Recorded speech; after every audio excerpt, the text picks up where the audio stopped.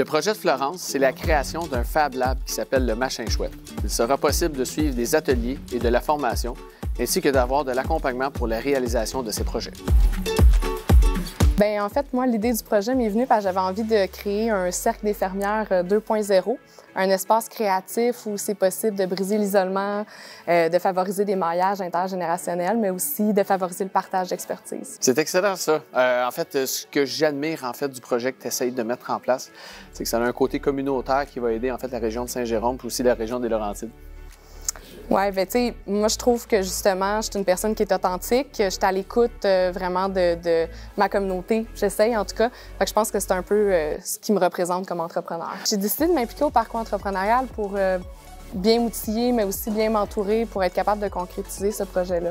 Puis moi, mon objectif là-dedans, c'est vraiment de t'aider à mettre à exécution ton plan, puis surtout aussi de réduire les risques quand ça va être le moment de le mettre en application exactement. Là.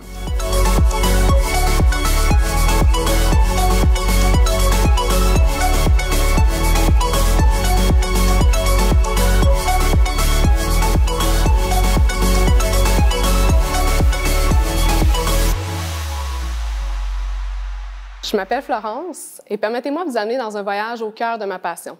Une passion née de l'art de créer et de bricoler, transmise de génération en génération dans ma famille. C'est avec ma mamie que j'ai découvert le bonheur d'imaginer et de créer ensemble. Maintenant rendue adulte, je me rends compte de la chance que j'ai eue.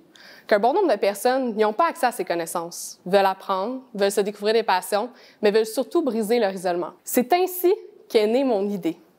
Offrir un espace créatif et inclusif propice à la réalisation de ces projets et favorisant l'innovation sociale et environnementale pour une communauté engagée vers un avenir durable. Nous allons réaliser ce projet à travers un laboratoire de fabrication, mieux connu sous le nom de Fab Lab. Notre vision est audacieuse. Le Machin Chouette se positionne comme le pivot de l'innovation sociale et environnementale pour une communauté engagée vers un avenir durable. Notre Fab Lab offre une gamme complète de services, allant de formations adaptées à tous les niveaux, à des ateliers clés en main, à des formules d'abonnement à l'espace et même des événements ponctuels tels qu'un café réparation, entre autres. Notre offre de services répond aux besoins variés de la communauté, que ce soit des écoles, des entrepreneurs, des petites PME, et même, pourquoi pas, des centres pour personnes âgées. Situé dans les Laurentides, notre Fab Lab comble un vide dans la région, offrant ainsi un potentiel de croissance considérable. Avec un plan financier basé sur plusieurs années et des partenariats solides pour l'approvisionnement de nos matières premières, nous sommes convaincus de la viabilité de notre projet. Je crois sincèrement qu'on peut faire une différence tangible dans la vie des gens, mais pour cela, j'ai besoin de votre aide financière. Ensemble, faisons en sorte que la créativité et l'innovation sont au service d'une société plus juste et plus durable.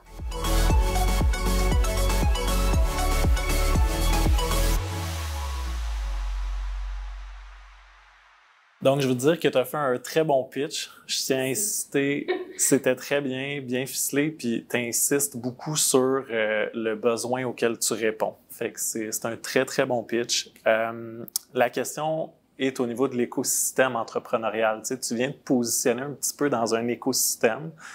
Dans ta matrice, dans ton Canva, tu viens lister un petit peu les partenaires clés. J'aimerais ça que tu m'en dises un petit peu plus au niveau de l'écosystème. Quel genre de partenariat tu vas créer pour amener des gens dans ton Fab Lab?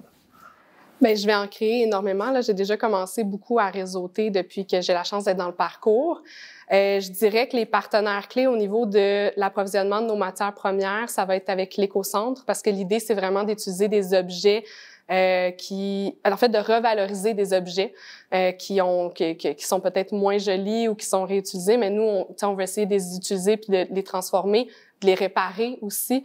Fait qu'avec l'écocentre, déjà, j'ai un bon partenariat solide avec eux. Il y a Synergie qui se propose de peut-être faire des liens avec des entreprises qui auraient des matériaux qui veulent se débarrasser, comme un exemple, des palettes de bois qui savent pas trop quoi faire avec puis que ça s'en va dans les vidanges. Là.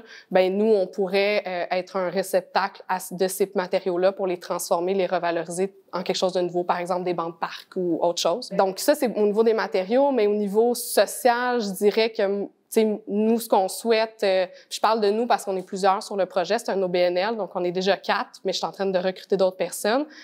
Nous, ce qu'on souhaite, c'est vraiment d'aller chercher des organismes de la région, donc de créer des ateliers, autant avec, mettons, le Carrefour Jeunesse Emploi, qu'avec le groupe Allo du dispensaire ou autres organismes. Moi, j'aimerais ça savoir, as-tu déjà une idée des coûts associés au démarrage, l'achat de matériel, le financement? Oui. J'ai fait un plan financier sur 3 ans.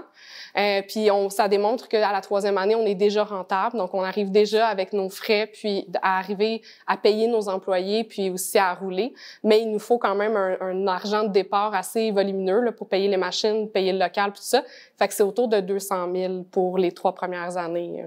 Pour toi, c'est quoi les prochaines étapes de ton entreprise? Là, où est-ce que vous en êtes rendu maintenant? Puis au niveau de la mise en marché, c'est quoi les prochaines étapes pour que ce projet-là devienne vraiment concret? Bien, mettons, dans les prochains mois, là, je suis rendue à la constitution de l'entreprise. Ensuite, ça va être tout ce qui est en lien avec ça, là, les règlements généraux, la première assemblée de constitution, puis tout ça. Fait que ça, ce qu'on aimerait, c'est essayer de faire ça pour cet été. Puis après ça, de faire le site web, de faire du réseau, notre plateforme aussi des réseaux sociaux. Ça, je l'ai pas fait. J'attends vraiment le bon moment pour le faire, pour commencer à parler du projet, créer un enthousiasme. Pour l'avenir, moi, j'ai une pensée assez florissante, là. Fait que j'ai comme beaucoup d'idées pour l'avenir parce que je trouve ça dommage les Laurentides sont zéro desservis. Je choisis Saint-Jérôme parce que c'est le cœur des Laurentides, mais j'ai quand même une idée comme pour du très long terme d'avoir une vanne qui pourrait aller desservir d'autres endroits avec des imprimantes 3D, par exemple, donc se rendre quasiment jusqu'à Mont-Tremblant si on est capable d'offrir des journées d'atelier, des choses comme ça. En toute sincérité, je suis un peu déçue, mais parce que je me suis trompée dans mon pitch. C'est pas grave, ça fait partie de la réalité. Je peux pas être plus préparée que je le suis déjà. Fait qu'advienne que pourra.